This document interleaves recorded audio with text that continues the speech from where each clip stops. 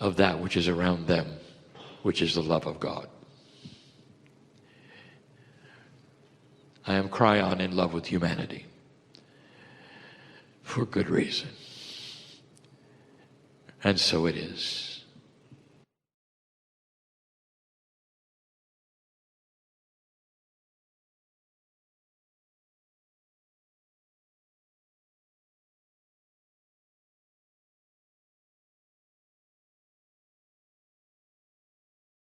Hi everybody, thanks for watching this. I wanted to tell you this is a little time sensitive.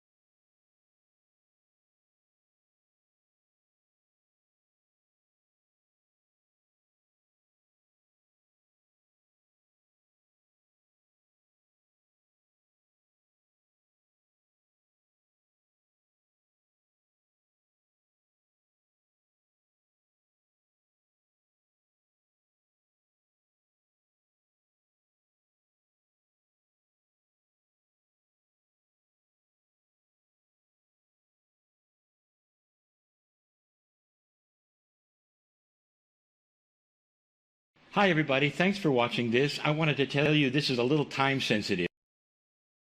Greetings, dear ones. I'm Kryon of Magnetic Service. And it took my partner a long time to understand the process that you see now. And in certain ways you have rehearsed the process. For even in the small exercise you have just accomplished, you take that which is the first intuitive thought and you translate it as best you can into a linear concept or sentence or group of words or word. And many times it is metaphoric, and this is common. A puzzle that must be solved, an image that must be interpreted, even words that don't make sense, that will mean other things in other languages. And this is very, very normal. Spirit speaks to humanity one at a time and never in a group, if you've noticed. As this message is given to the group, it's not for the group. It's for each and individual soul in the room. An overlay of that, which is quantum, is metaphoric, the third language. Now, the third language is intuition, which rides upon the signal, if you wish, of the communication that you have accepted to hear in the room.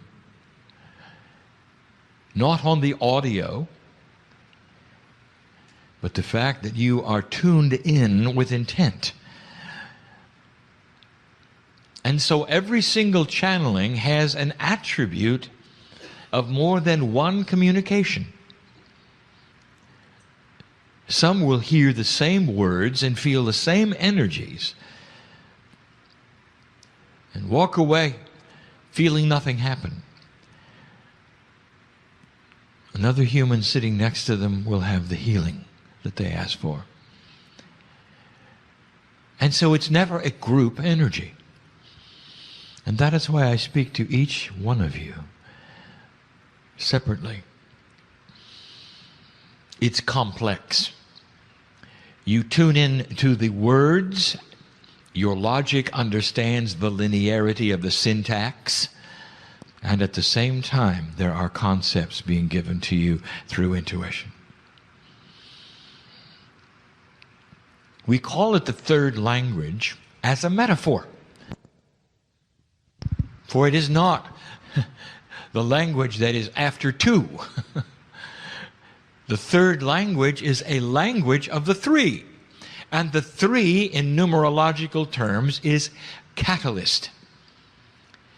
So what would a language be that was catalytic? That would be an energy which changes something while it remains the same. As it comes in contact with something else, the something else changes while it remains stable. Therefore, you are receiving right now, at whatever level you wish to receive it, a catalytic message. And sometimes the message is simple. It's a safe place. You're with family. Or, this is real. The reality of the message, one of the biggest obstacles of a human being, is it the man in the chair pretending? Or is he doing what I think he is doing? And let me tell you what he's doing. Years it took him to understand the process and complement it with his energy. For in the beginning, when it was time for Kryon to come into this man's life, I came in with information that he called burst information. All at once, given to him as a thought group, as a concept, which he then had to interpret, but not in real time. That is to say, I would give him information, there would be a pause, and he would repeat what he thought he was. I would give him information, there would be a pause, and then he would repeat that, what he thought it was. So it was back and forth. And it was separate.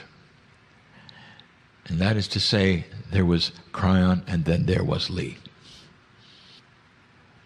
Years later, up to 4, he started integrating that which was me and that which was him into a system that now flows. And let me tell you what the system is and how it works.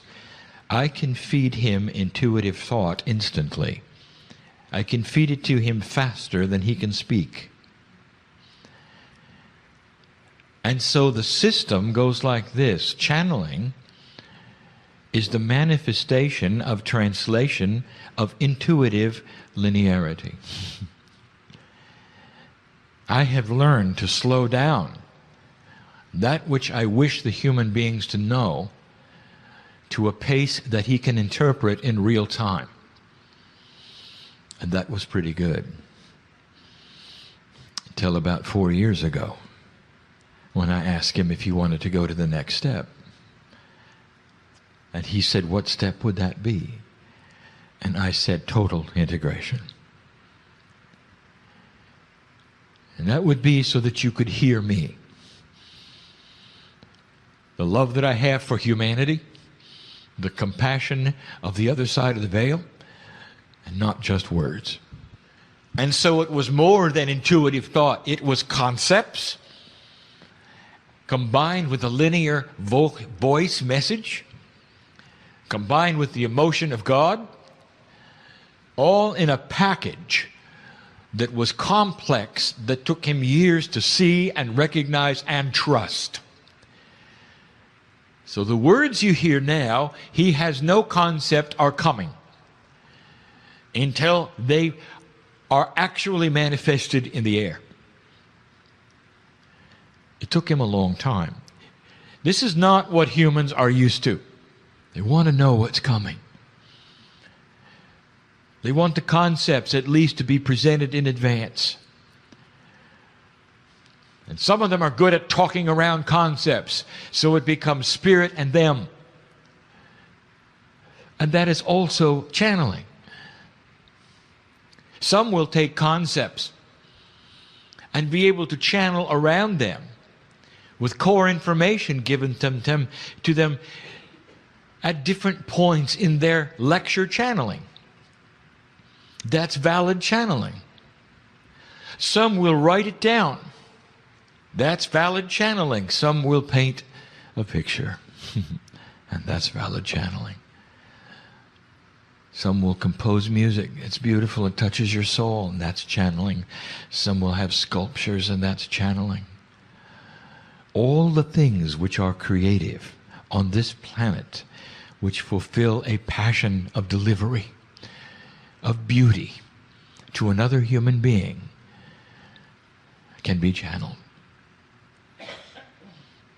The healer who sits in front of the patient and receives the information from the patient's body, which we call innate, to them, allows them to channel the healing solution. They're channeling. When you face off with someone who is difficult and you wish to have the right words that will show the love of God in you and yet the sternness of truth, and you search your depth of language for the delivery, and then suddenly something comes out which is succinct and beautiful, and they have no words to reply because you have given them truth. And you will say, I wonder where that came from. That's channeling. And so when you face off in the groups, in this time, in this day, as you did,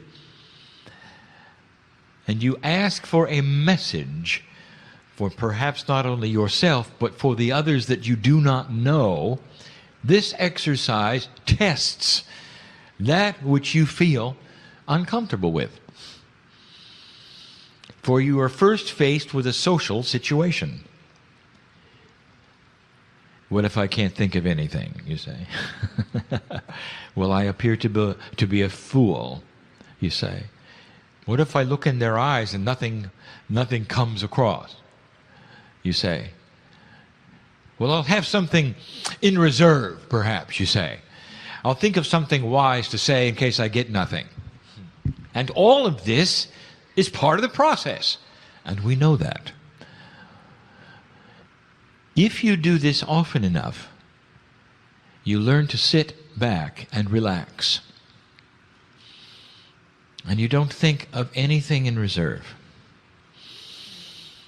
For you know that Spirit will give you something, and that something will be good enough. And you trust it. When my partner first began to work,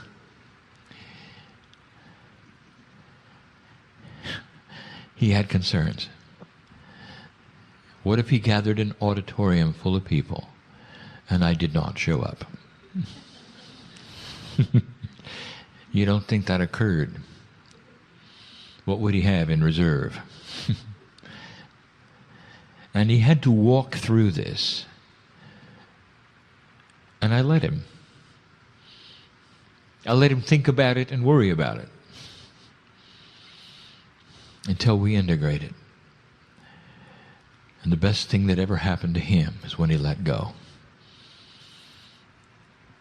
When he let go of the concern, the worry, the embarrassment, the social necessity of survival, not to look bad. And that's when the intuition flew in. And that's when the portal opened up. That's when the pipeline gets bigger. Now I'm going to give you a little bit of the process of where it comes from.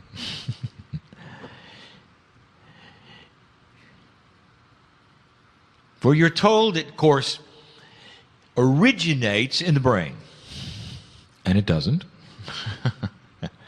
For what you are experiencing, despite all the things that the psychologists will tell you, is not biological. And yet you are told that thought is processed and created by the brain in packages which they understand to be synapse, perhaps even going so far as to be called engrams of consciousness, carried in packets through nerves to present concepts that human beings have. Verbalized linearity, and whatever you want to call it. And it's none of those things. For these come from the outside in. Now, you might say, well, wait a minute, what happened to the higher self?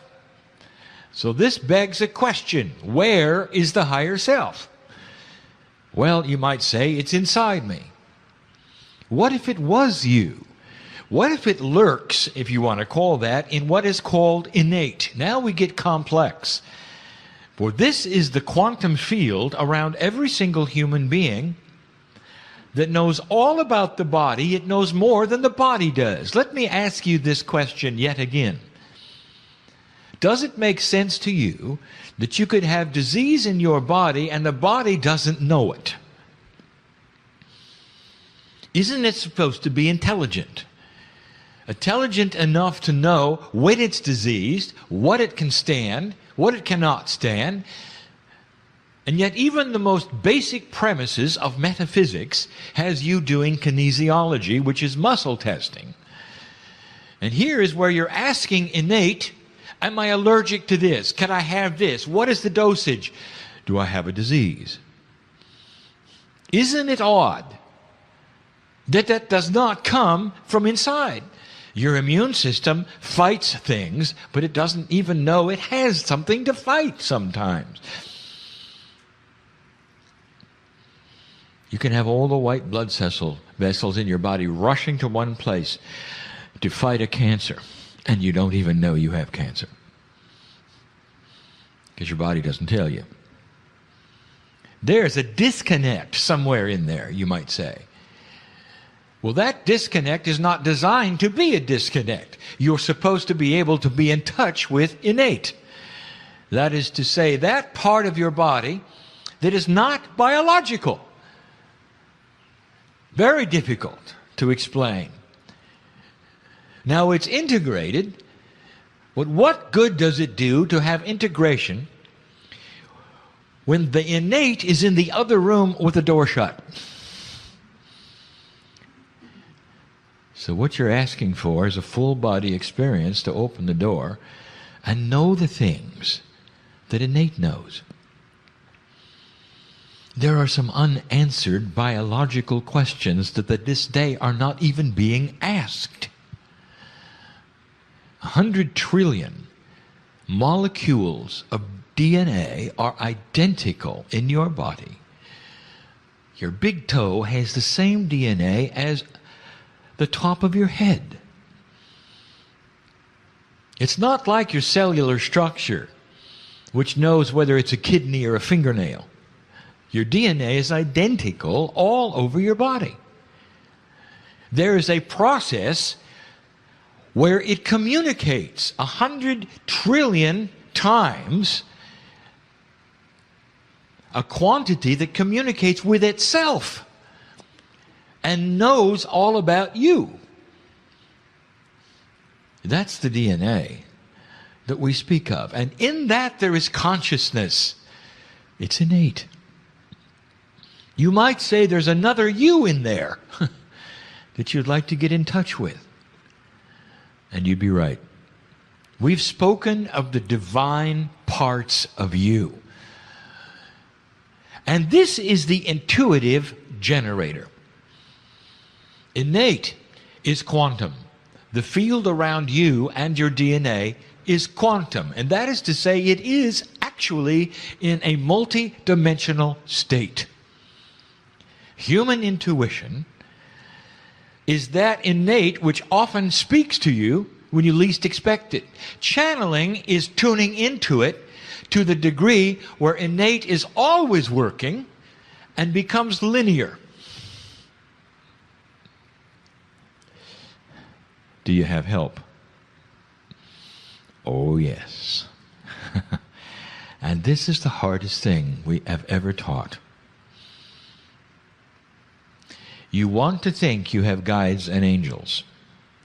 Well, go ahead and think it, if it makes you happy.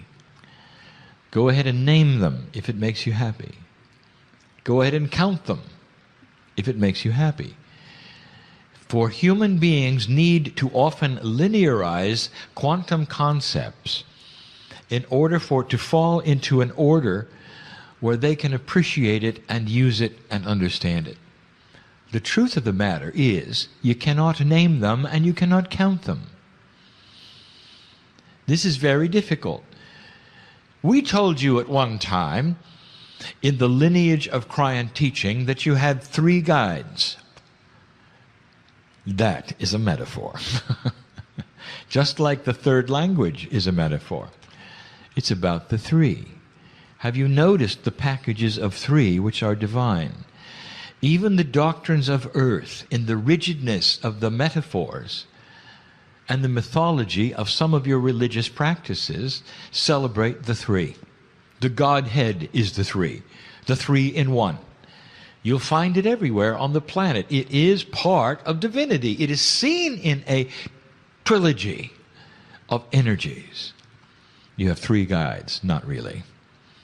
They are the energy of the 3. And the 3, again, is a catalytic number. In other words, whatever it is that you call help, that you believe is around you, catalyzes you and everything else around you in synchronicity. I told you this would not make a lot of sense. Some of you are getting it and some of you are not. Again, we turn to the soup. It is the only metaphor we have. If your life is a bowl of soup, count the flavor. Count the salt. You can't. But you know it's there. I call upon the salt, all 3 of them. You see? I call upon the flavor, which I happens to know are named Joe, Henry, and Mildred. And they're not, and you can't. Count love for me. How many loves do you have for your children? Do you see what I'm saying? Can you understand the concept? Is it too etheric for you? Or do you really need to see their faces? And if you could, what would they look like? What does the face of God look like? And I will again tell you this, if you could see their faces, it would be so confusing because your face is theirs. and you would see you 3 times. The higher self is in every molecule of the soup. It is part of innate. It doesn't reside in your heart or your brain. It is outside of you and inside of you. It permeates you in a quantum field. You cannot locate it. It is higher than you are. And some will say, well, that means it's above me. Of course it's not inside me. That's incorrect. It's called the higher self because it vibrates higher than you do. Therefore, it is the part of you which is in a vibratory state which creates a multidimensional reality. If you could only open the door between the corporeal you and the quantum you, called the higher self, you would be complete. And that is the study, is it not? So here's what it comes down to. Do you have help? Yes. Are they guides and angels? If you wish. If you wish. It's more than that. They are a soup of energy which is partially you and partially the higher you. It is the divine. All divine things are connected to the source. The creative source of the universe is part of you. The connection is there. Do you have help? Yes. Where is it really coming from? Yes. You cannot identify a place. Well, there is heaven, is there not? If you wish. Or is it in every air molecule? Is it in the life of nature? Does it permeate Gaia? Is it everything you see? Is it light? Yes. It means you're never alone. Here's what the masters and the shamans know. Wherever I walk, I have help. They all have my face. They're beautiful. I am a piece of God. I am quantum. My guides are endless. I have help. My intuition comes from the creative source. I have help from the air, the animals, the trees, the dirt I walk on. Love permeates everything around me. It is part of innate. I do not ask where, for there is no where. I do not ask who, for the who is the one, and it is I. And it may not make sense, because it's not in 3D. But can you feel the beauty? Can you feel the compassion which created it? Most of all, can you feel it in you and use it? And that is the invitation. The day my partner gave up trying to figure it out is when it came in. Don't try to figure it out. If you're consumed with love for an animal, for a child, for another human being, do you stop and figure it out? Or do you simply verbalize it to everyone you know and the universe? I'm in love. And I'm happy about it. What else can you say? When you write love letters to one you're in love with, what do you say? What can you say? Not enough. Overwhelming it is. Quantum it is. A piece of God it is. What is the one thing an animal can feel that you can give it beyond food, nurturing, shelter? And that is love. And is it true or is it not true that they look in your eyes and love you back? And it is. It is a universal quantum energy that cannot be denied. It will tame the wild horse. And it's the only thing it will. It is palatable. It is beautiful. And it is quantum. And you don't try to figure that out, do you? So why don't you now apply this to yourself? I'm not going to figure out how many guides I have, what the angels look like, or whether they come and they go. I am connected to Spirit in a way where I never have to do that.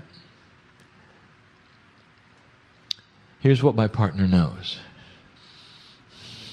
As long as he keeps this portal clean, as long as he lives, when he sits in the chair, I'll be there. That's what he knows. And now before he channels, he doesn't worry about what it's going to be like, how long it's going to last, what the subject might be, or whether I'll be there. Do you see that? So the exercise you just did shows some things to you. I know who's here. I know what the thought processes are. Let it go. Best thing you can do before opening your mouth to another person where you have to say something succinct, correct, proper, beautiful, is to empty your mind of everything you might say. And then say whatever it is that comes to you. And that takes trust and faith, and that will be innate talking. A full body experience linked to your consciousness that will make a difference in your life. It's an advanced teaching for an advanced group who will sit in chairs today and ask the hard questions. And so what is it you'll do next? I hope you practice it. You're going to find something when you do. It works. A whole nother kind of thinking, a whole nother language. Trust. Don't try to figure it out. Just know you're never alone. And so it is.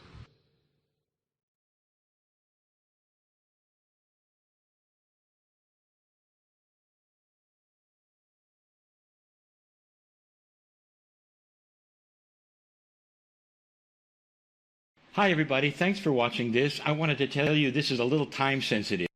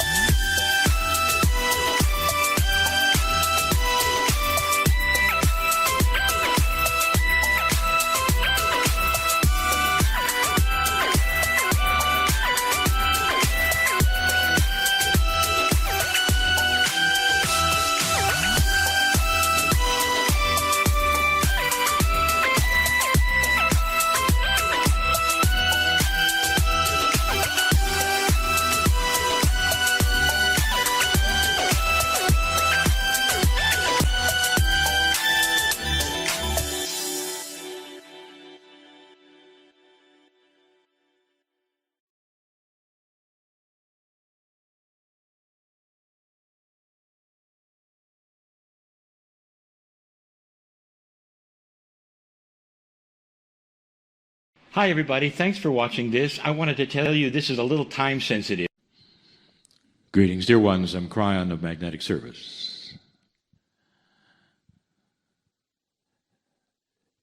I wish to continue the theme of love.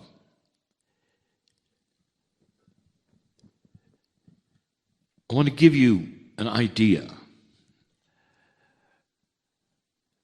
of something so simple, yet so powerful. And within the explanation, to show you how some of the older paradigms of the planet might have to be broken in order for the simplicity to come through. What if I've told you that you have overcomplicated God?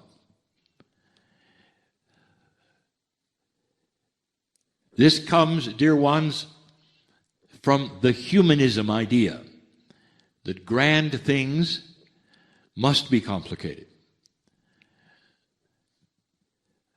The old paradigm of human perception is filled with old consciousness and old ideas in old ways. Good for their time, working for their time, but it doesn't mean that you have to pull them in to something that is brand new. We've spoken of the energy which is new. It's not the energy necessarily, dear ones, it's the paradigm of reality, of what is today as opposed to what was yesterday. And here's how it goes.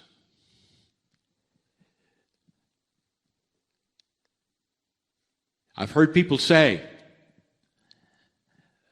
Kryon, we listen to you. We like what you have to say, and we're starting to apply some of it. However, we need to know something. What is your belief system? What are you teaching? And what I would say back to that is there is no system. And the human would say there must be. For when you look around the planet, all of those who believe in the creative source have some kind of structure. And in that structure there are rules. And in the rules, therefore, are the right and wrong ways to do things that would then enhance the worship or the knowledge of the Creator. Kryon, in that, where do you fit? What do we tell our friends when we say we want them to hear Kryon and they say, well, what are the rules? What's the system?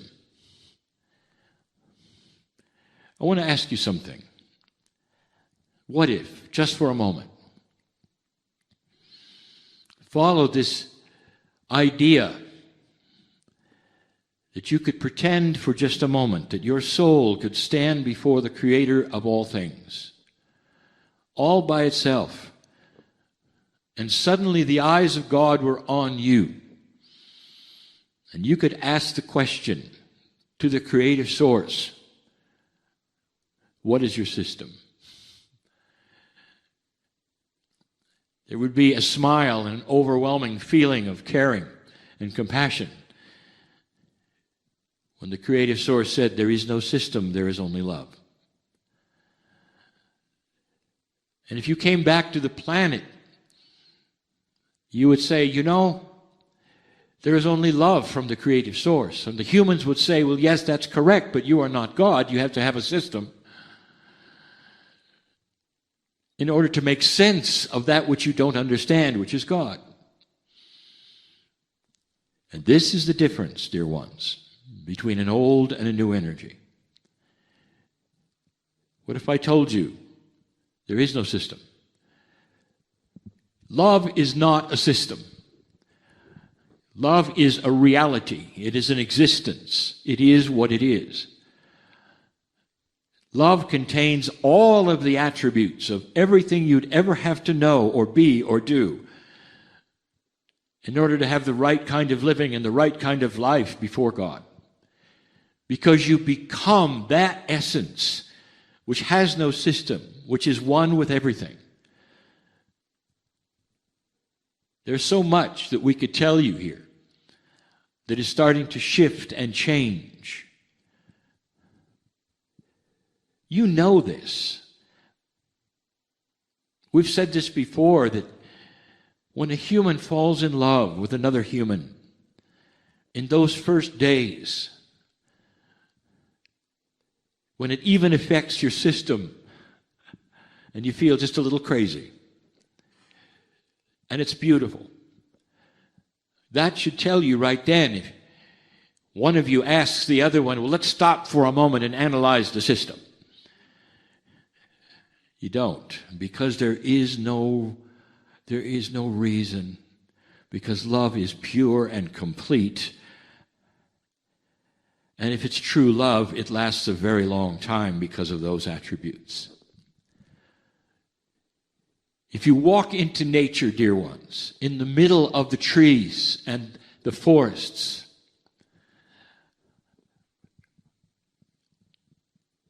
and you said to the trees, what is the system of nature?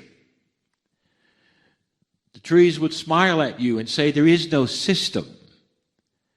And you would say, well, certainly there is. Look at all of the things that go into making you exist, and you've got to relate to it all. And the trees would say, you see, we relate to it because it's a relationship. A tree will have a relationship with the dirt, with the insects and the birds and the sun, and with carbon dioxide and with oxygen. The relationship is what each tree has, and it's different from tree to tree. But overall, the relationship is about oneness with all things. The tree doesn't have a set of rules that tells it how to live, or where it can put its roots, or what is pleasing or not pleasing to a God that created the tree. And that is one of the reasons why you can walk into nature and feel so free, realizing that there is no system of do's and don'ts, because it is self-evident and common sense that the relationship takes care of all of it. There'll come a day when people will not ask you what box you're in anymore. And you say, the relationship is good enough. And so I answer, what is the system? No system. It's called love. Because love and that relationship you would have with the Creator itself contains absolutely everything you'd ever need to know. When you have love and compassion, the rules, if you want to call them the rules, are self-evident and common sense on how you treat the one next to you, the ones that you meet that you don't know. The attitude of life that you would have walking into strange places. It changes the way you think about luck, if you even want to use the word. It starts to make you understand that the relationship to the Creator is a design that you create as well. And where you walk, you create love. This is simpler, dear ones, than a set of rules that you have to adhere to. Do you really think that the Creator of the universe cares what you wear? And there are those who do. Because in an old energy, they have created human rules with human ideas and human perceptions, thinking that these are what God would have. And in a new energy on this planet that is starting to appear, all by itself because of what you've done, and this shift starts to become self-evident, more and more will turn away from a system, a belief, and instead intertwine themselves in the beautiful relationship of love. We have said so many times that the word love to you has so many meanings and it only goes so far. But I will say to you that it is endless and it's enormous. It's more beautiful than anything you can even begin to imagine. The light of 1,000 suns is a drop in the bucket to the light of the love of the Creator. And in that, I tell you also that your soul carries all of it.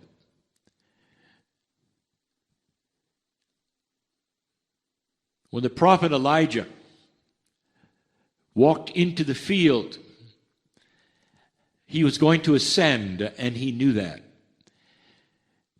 And the ascension of Elijah is a metaphor for who humans are.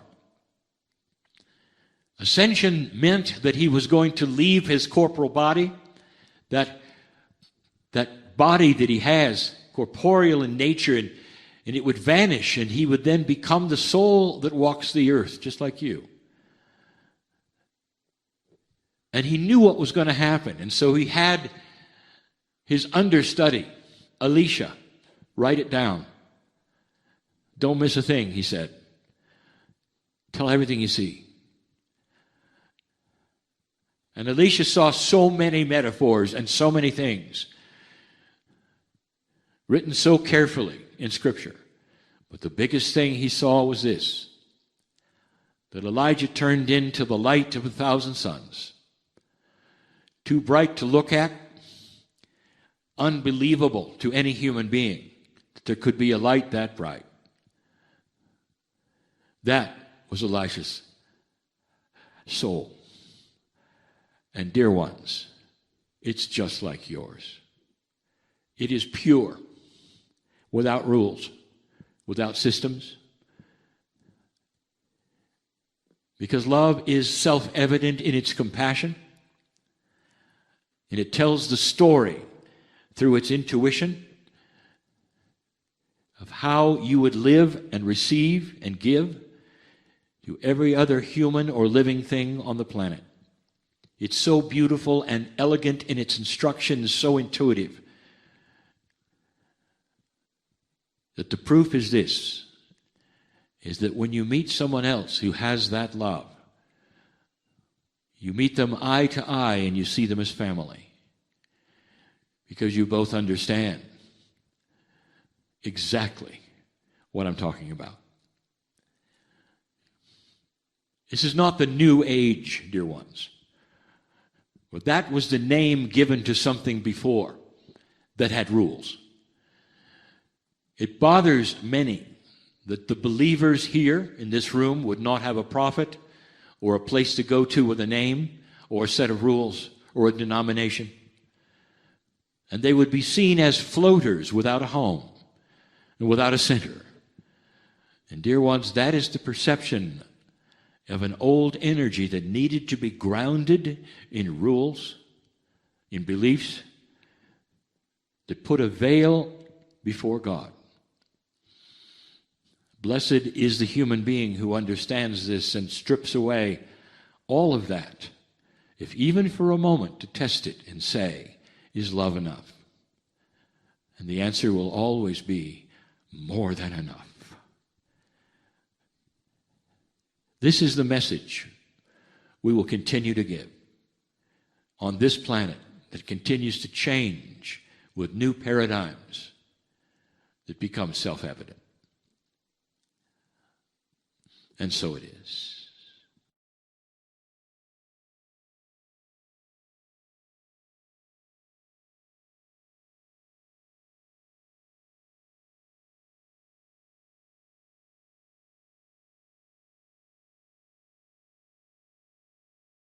Hi, everybody. Thanks for watching this. I wanted to tell you this is a little time sensitive.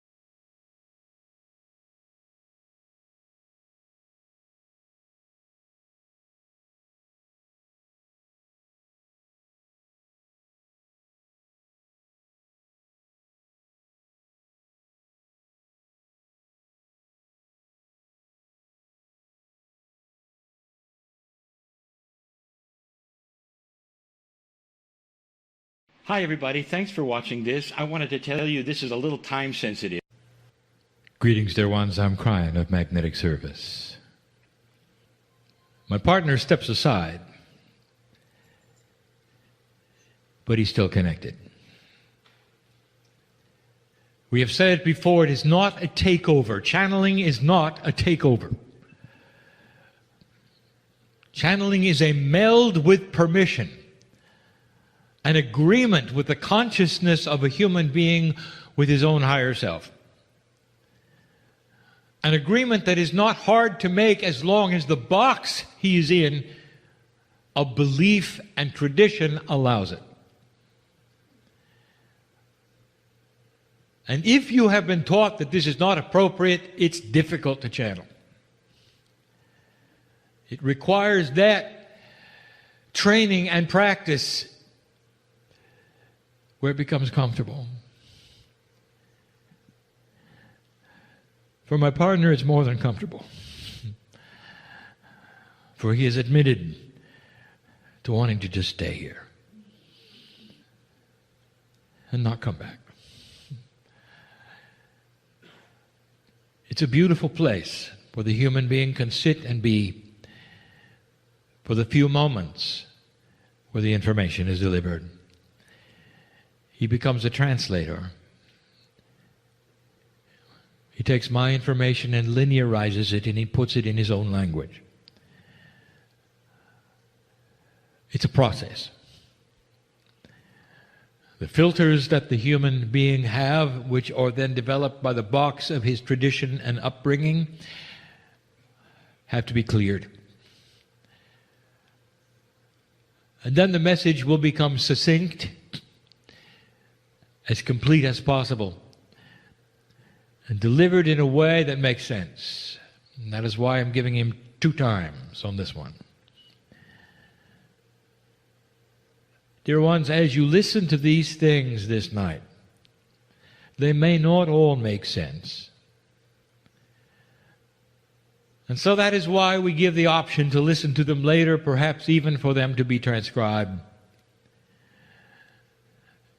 so that there would be a time when you could sit with them and ponder them, so that you could link them to some of the other bits of information and understand how they are connected. Right now, my partner is connected corporally with me. And you hear his voice. It is difficult to explain how such a thing could be. Appropriate in all ways, we have told you before. And the ones who are hearing it now are the correct ones to hear it now. And so as I begin this lesson, I want to remind you why we're giving it. For we've never discussed these things in this way.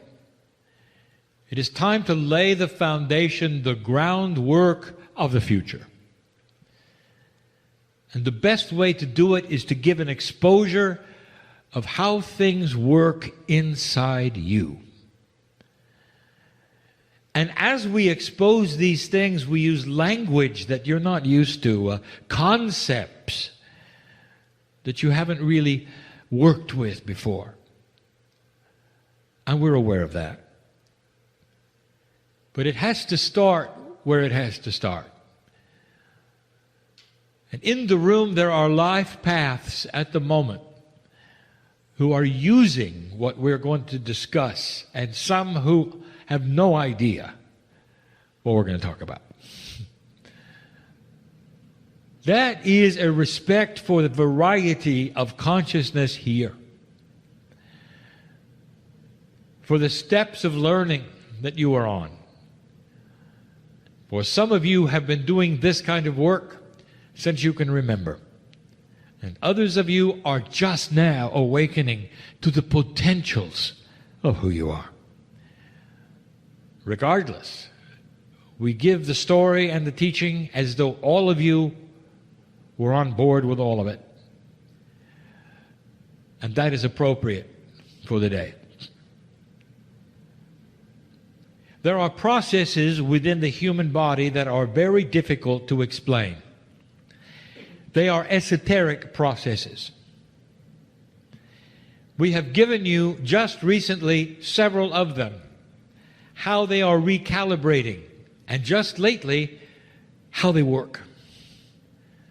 We started talking about the synchronicity and how it works with the human body, and Gaia, and the guides, and the other side of the veil. We've given you a lecture on the elusive Akash. How does it talk to the cells of your body? Is it in your brain? Is it not? What does it say? And you can hear these messages in the past. We've talked to you about the conceptual belief systems and how they are starting to work in your favor, and how consciousness is becoming less linear. All of these things would seem to be concepts that are high-minded, but some of you are using them right now. There is one in particular which we have saved till now,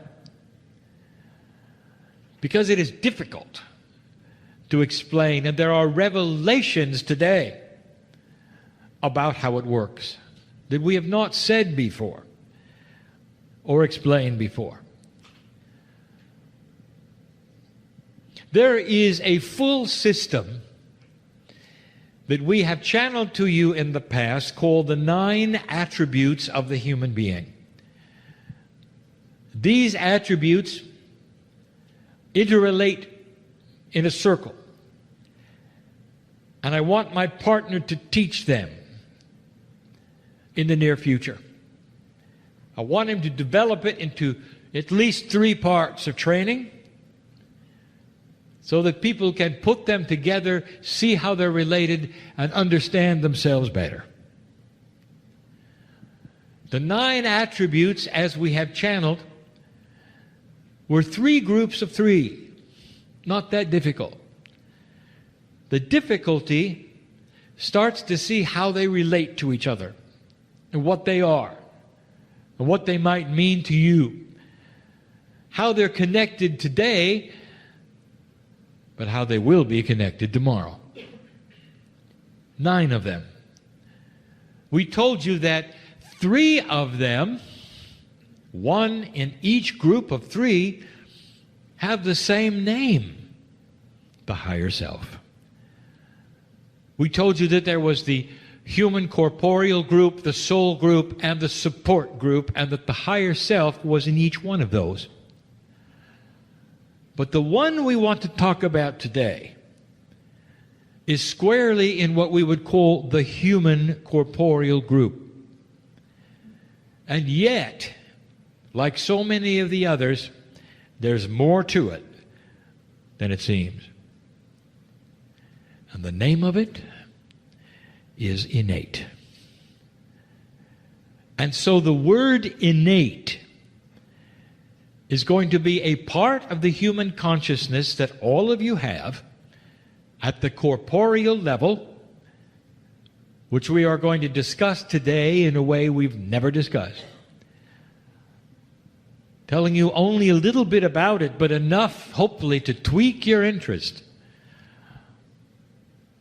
and to make you understand that there's more to you than what you think. Innate. Innate has been described in the past as the smart part of your cells. The smart part. Now that might indicate that there's a non-smart part. But let us say it's a more ignorant part. And believe it or not, that ignorant part is your brain.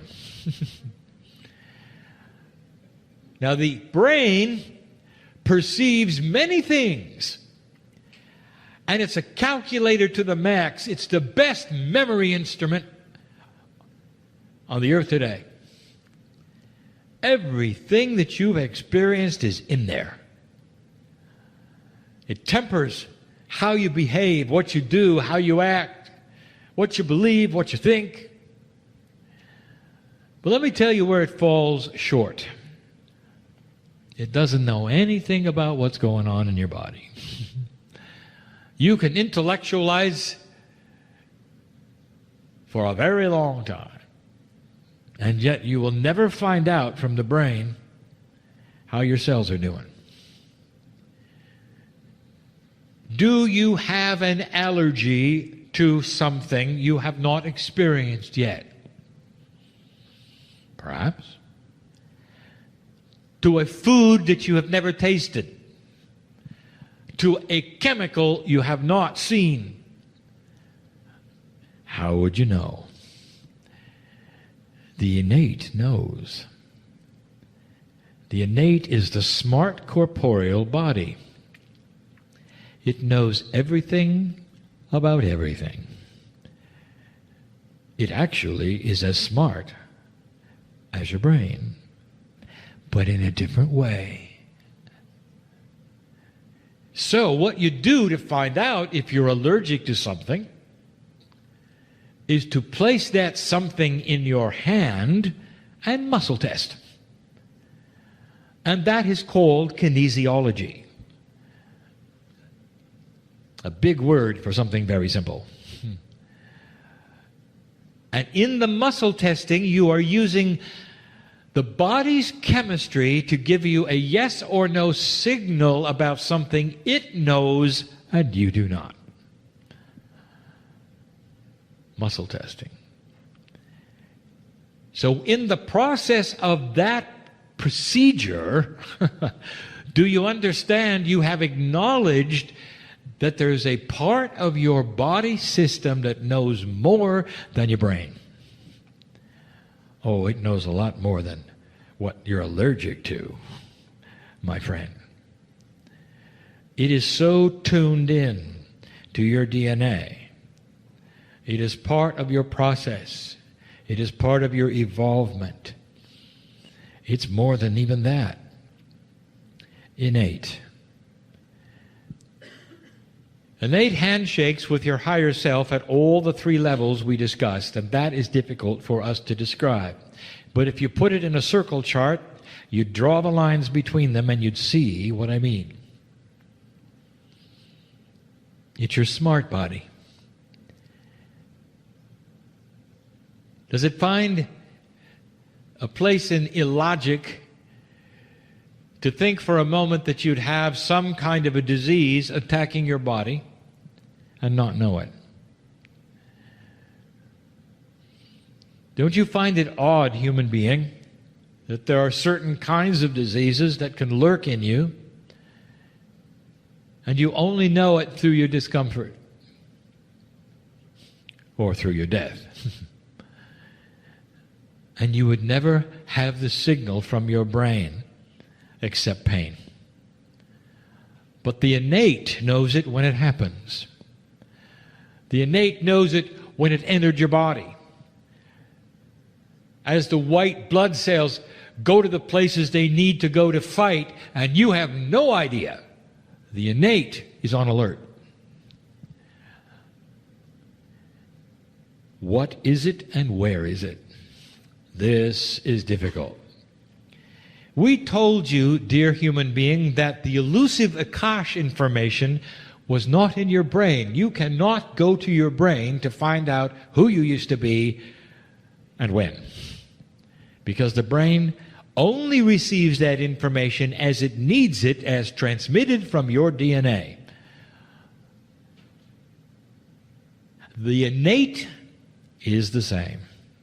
It's not in your brain, but it's in every cell of your body, every piece of DNA. But the difference between innate and the Akash is the innate is on top. It is always broadcasting. It's always there. And if you know how to listen to it and where it is, you can tune in. Muscle testing is one way. There are others. Some of you know. Innate is that which responds to acupuncture. Did you know that? Your brain does not.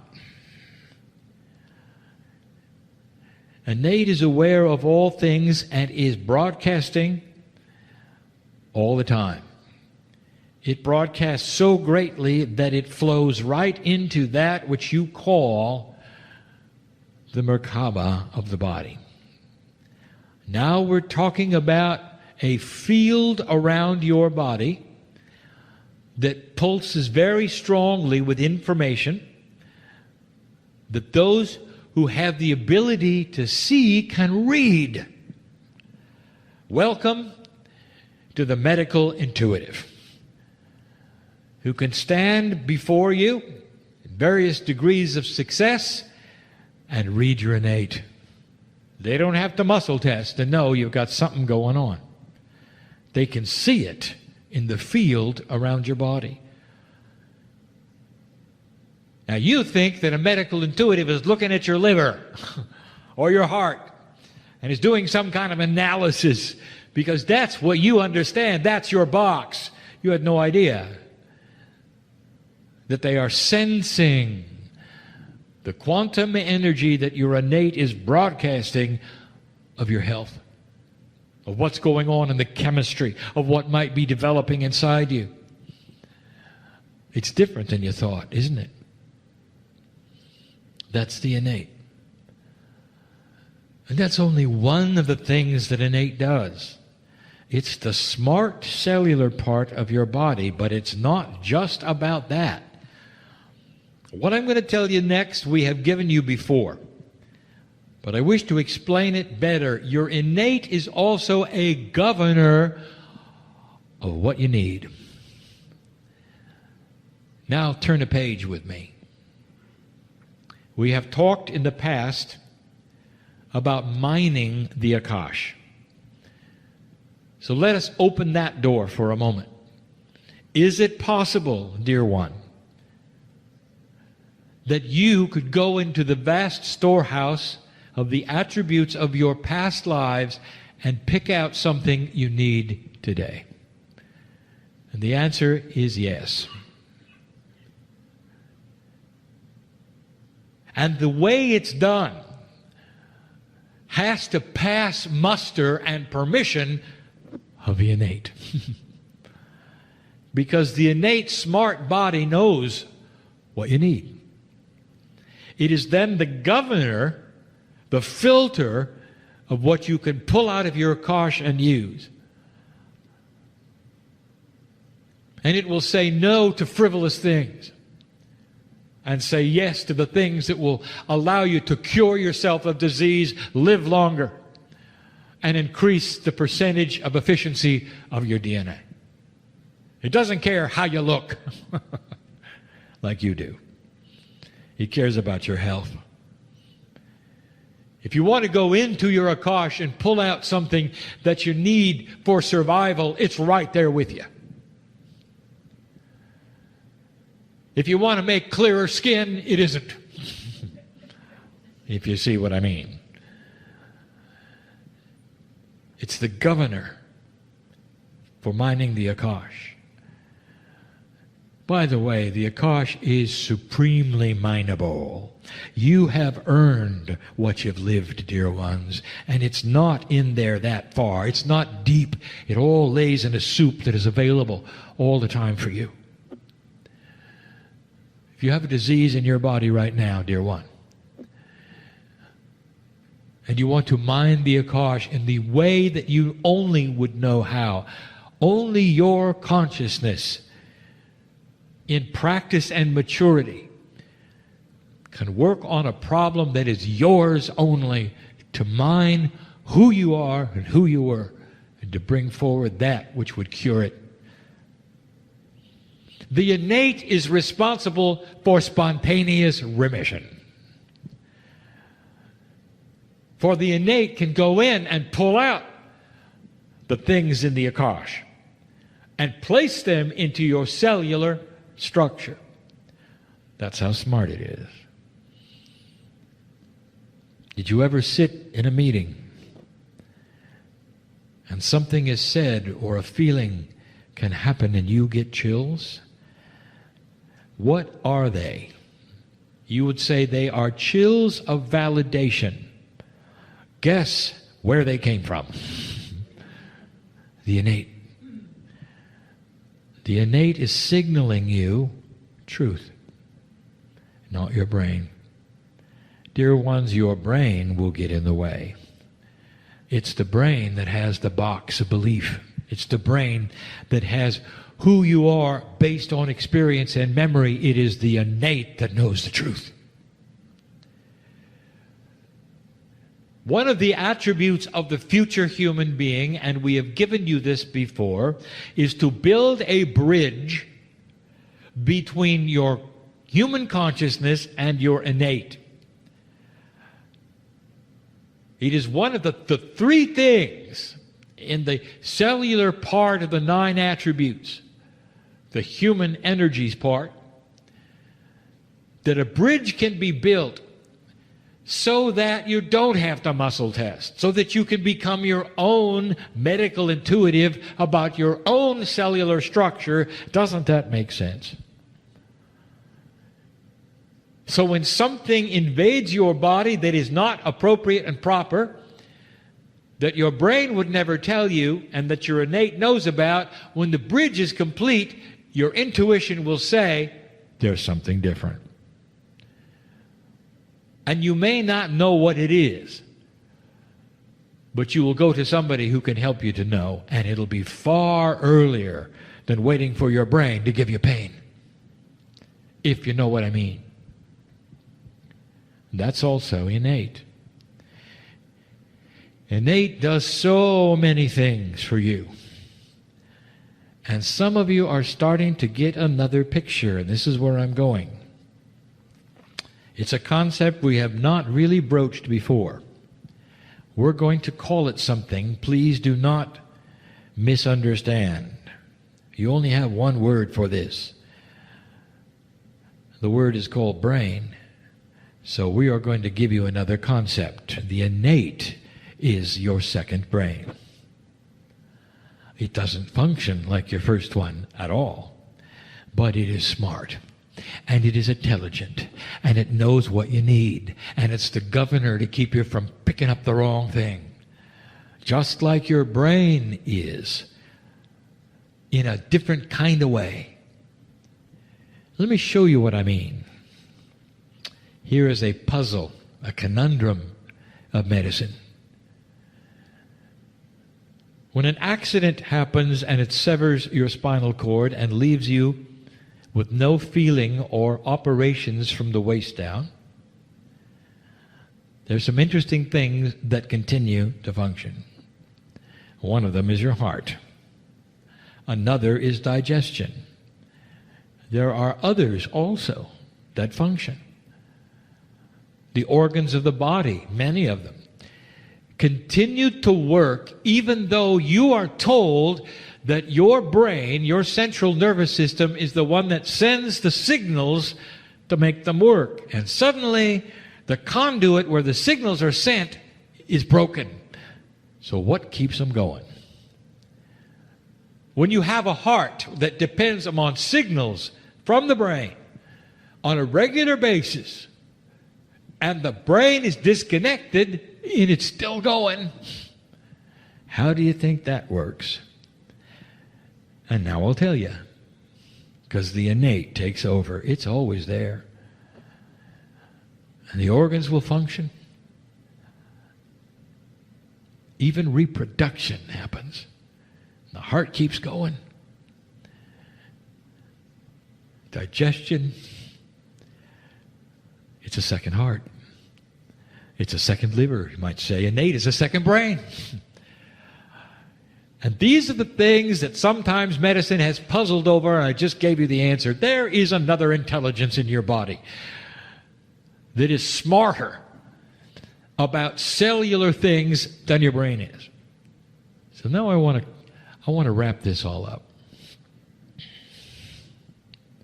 What are you supposed to do with this information? I want you to get in touch with innate. It's the heart connection, dear ones. The higher self and the innate and human consciousness are the three human energies that need to meld. Human consciousness, higher self, and innate. When DNA starts to work at a higher efficiency, there are bridges that start to be built between these things. You'll start to feel them when you recognize and sense truth. When you start to recognize discernment and cognize it for what it is. When you stop looking around you for answers, and they come from within. When you put down the nonsense of those who would tell you that you were born dirty, or that there are societies trying to control you, or that everywhere you look there's a conspiracy against you, and you start understanding the truth that you are a piece of God on this planet, and you're smarter than that. Because you can discern what is and what is not happening. The human being becomes smarter when the two brains come together.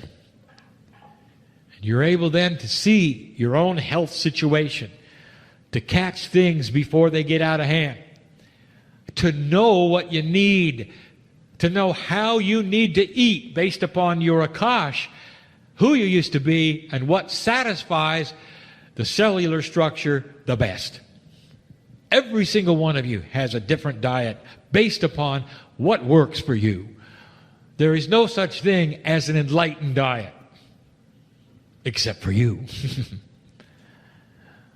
We've told you these things before, but we never told you where it came from. The innate is smart. Now, as these things start to build a bridge between them, everything starts to change in the questions that you ask in this room, and they're always the same. How can I? Your name goes here. Every single one of you. Well, I like this, but how can I? Fill in the blank. I want to go here. I want to know this. How can I? Fill in the blank. And the day is coming when you never have to ask. Any more than today when you would ask, how do I get from A to B? You don't stop somebody on the street and ask them how to walk. You don't ask somebody how to get in your car or where it's going. That is you with you, and you got it figured out. But when it comes to esoteric things, you don't. And you feel you're in the dark.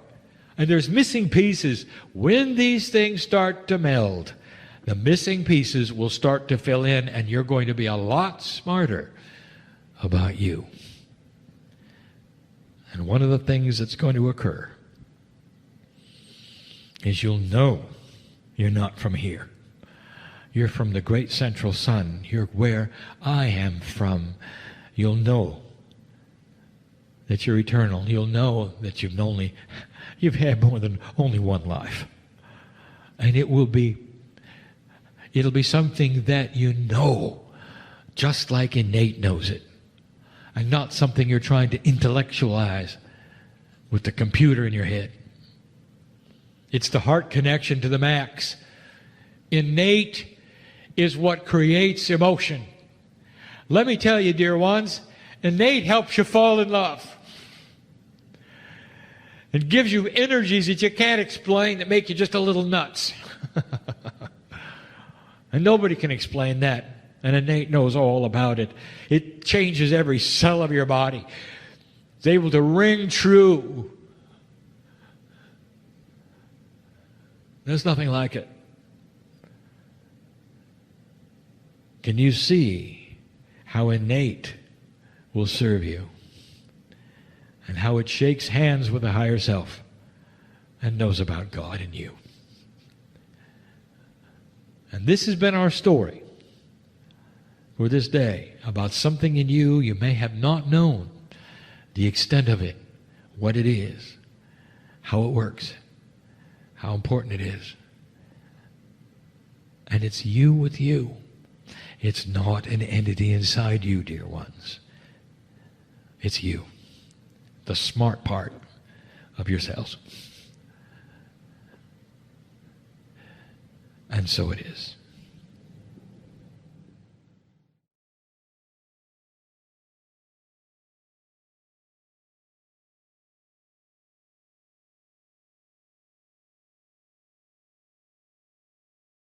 Hi, everybody. Thanks for watching this. I wanted to tell you this is a little time sensitive.